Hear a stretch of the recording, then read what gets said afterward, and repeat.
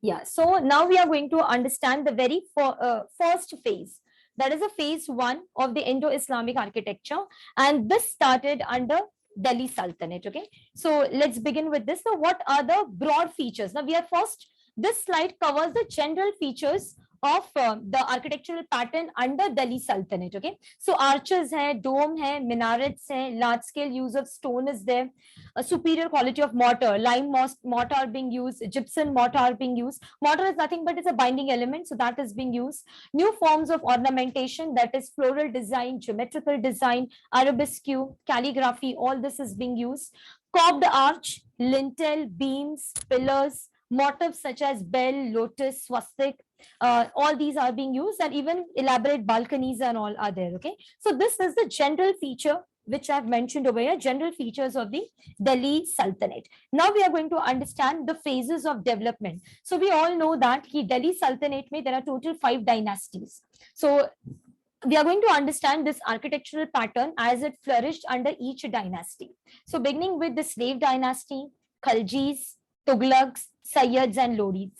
So today we are going to understand at least first three, Slave, Khaljis and Tughlaqs, and the remaining two will be covering in the next session. So let's begin with the very first phase. Now we all know that the first phase is the first dynasty that ruled over Delhi Sultanate was the Slave Dynasty. They were called as the Slave Dynasty because Qutbuddin Aibak was the slave of Muhammad Ghori, and they are also called as the Ilbari Turks because the clan to which they belong, the tribe to which they belong, were Ilbari. Okay, so Ilbari Turks. So the time frame is 1206 AD to 1290 AD. This is the time frame of the phase one.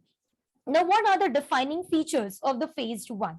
So the first thing is that we find over here the emergence of first arch, but this arch is not the true arch. It is the Corbeld Arch which we find over here. So under the Islamic architecture, the first arch which we find over here, it is under this period, Ilbari Turks, but again, it is not the true arch. It is the Corbeld Arch, the arch that is trabeate form ka.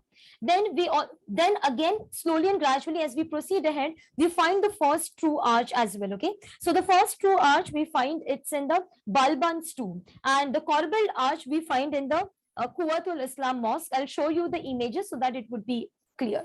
Then the third thing, we find the first minarets, the development over here. Then the fourth important feature is that conversion of a temple into a mosque. Okay, so originally there were many temples. These temples were converted into a mosque. So Quwwatul Islam jo mosque hai, that is originally wahan pe there were many Hindu temples. So that the elements of the Hindu temples have been used to make the Quwwatul Islam mosque. Then we also find the conversion of a monastery into a mosque. So Arai Din Ka Jhompara, that is in Ajmer, Arai Din Ka Jhompara was originally a monastery. The monastery has been converted into a mosque.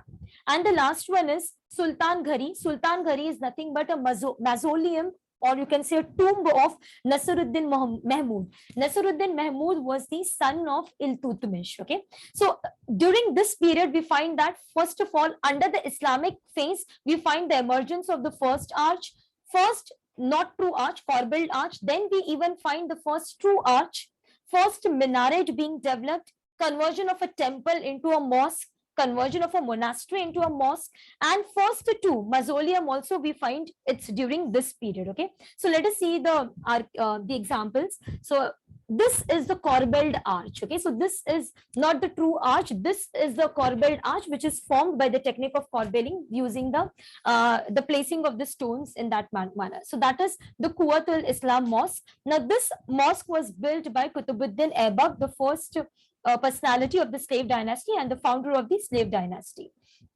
The next structure is the true arch. Now this is the true arch. ये जो arch आपको दिख रहा है Balban's tomb का, this is the true arch. Okay, so that we need to remember, true arch है ये. Then this is the Qutub Minar. So Qutub Minar, we all know that the foundation of the Qutub Minar was laid by Qutbuddin Aibak, but he could not survive to complete it. So remember that this was completed by Iltutmish. Okay, so Iltutmish completed this.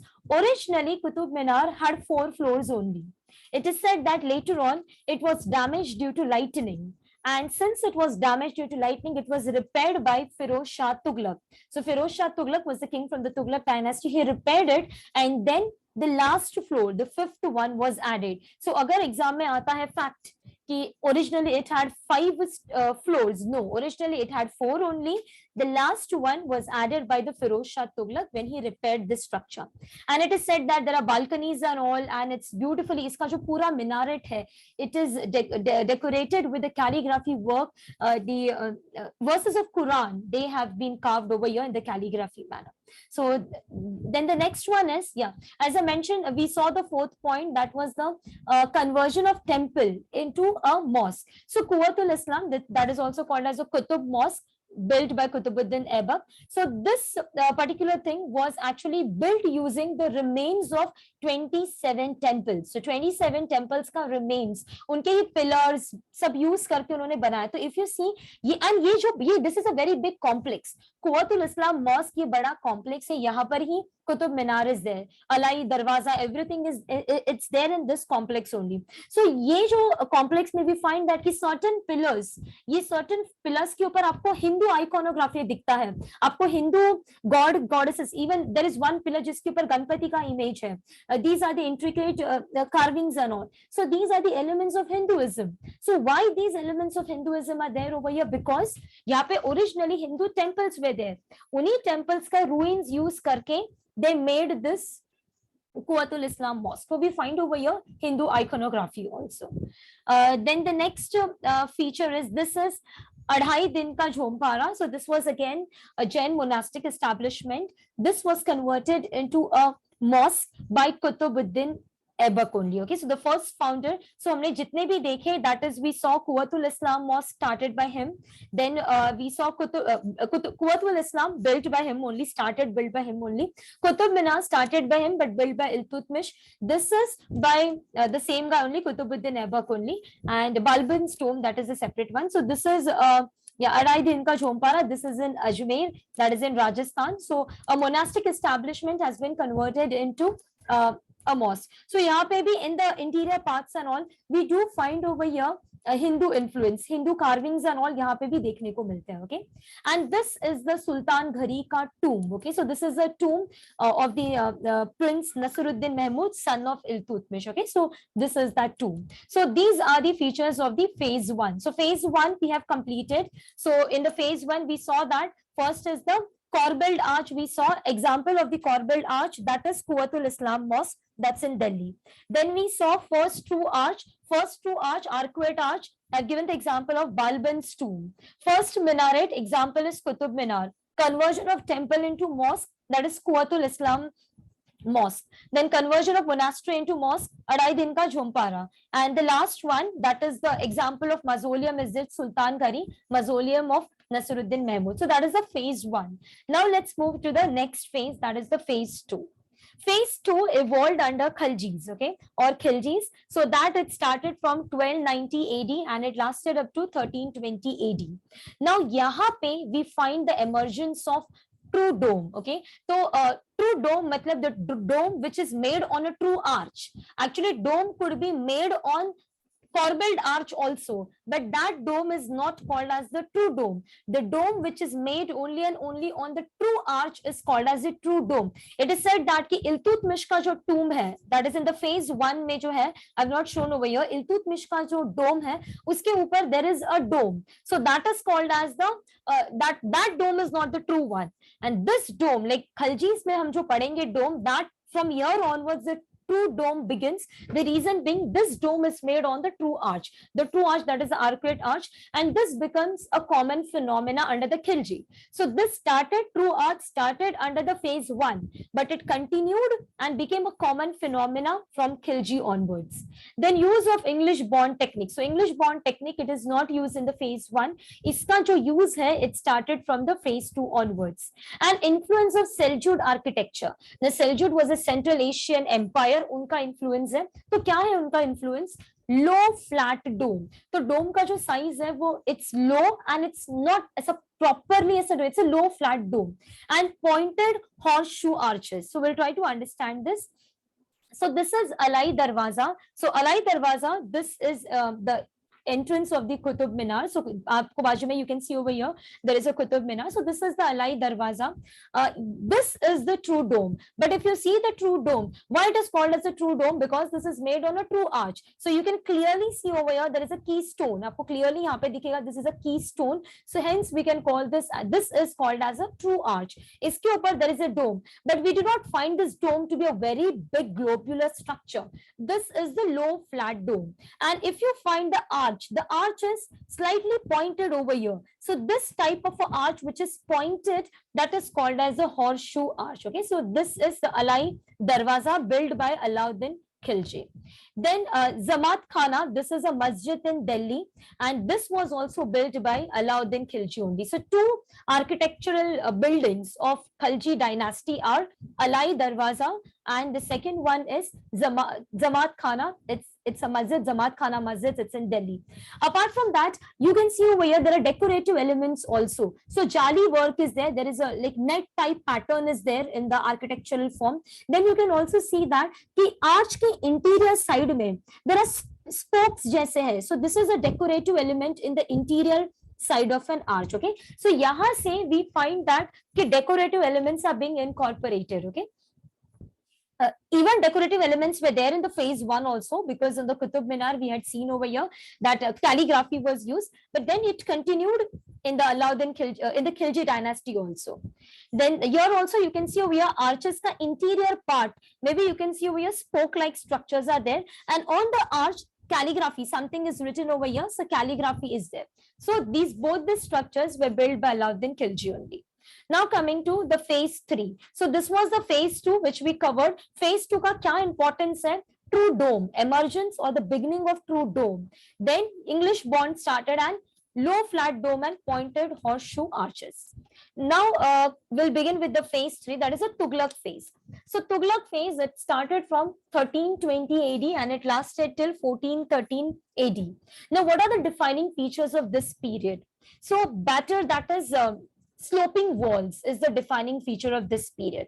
And these walls, if you will see the images, you will appear that these are very heavy and massive walls. Then here we see that there is a combination of arch and beam and lintels. Okay, so arch, beam, lintels all are combined into one architectural pattern.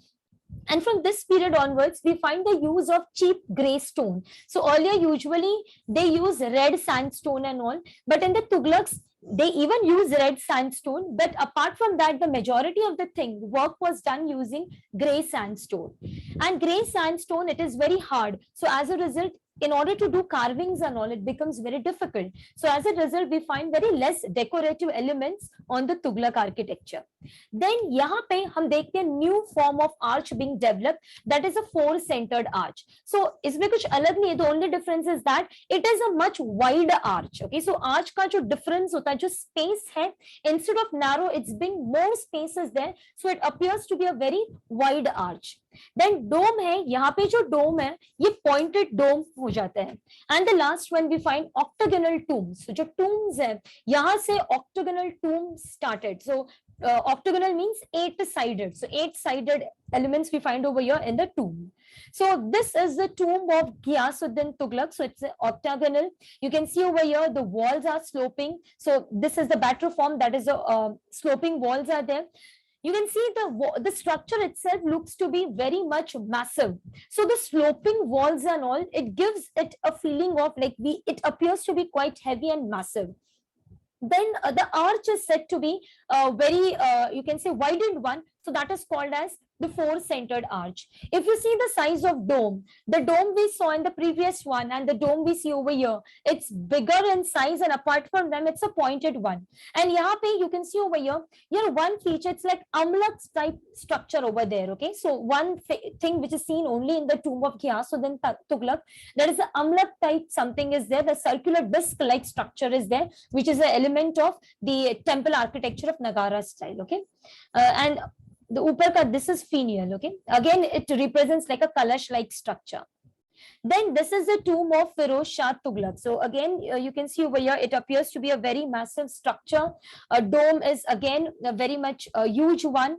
Then we find over here the arch is the four-centered arch. Now, one thing which we find over here, very less decorative elements. Okay, so we do not find much decorative elements being carried over here. This is the Tughlaqabad fort. So Tughlaqabad city was made by the first king of this dynasty. That was Ghiyasuddin Tughlaq. Okay, so Ghiyasuddin Tughlaq was the first king of the dynasty. He constructed the Tughlaqabad city, and isme ye Tughlaqabad fort is there, very massive fort is there. And the last one is Firosh Shah Kotla. This is a fortress plus entire complex है, ये बड़ा complex है. So यहाँ पे extensively you can see grey sandstone being used. Okay. So we have completed like 3 phases. Any doubt up till now in the 3 phases, whatever we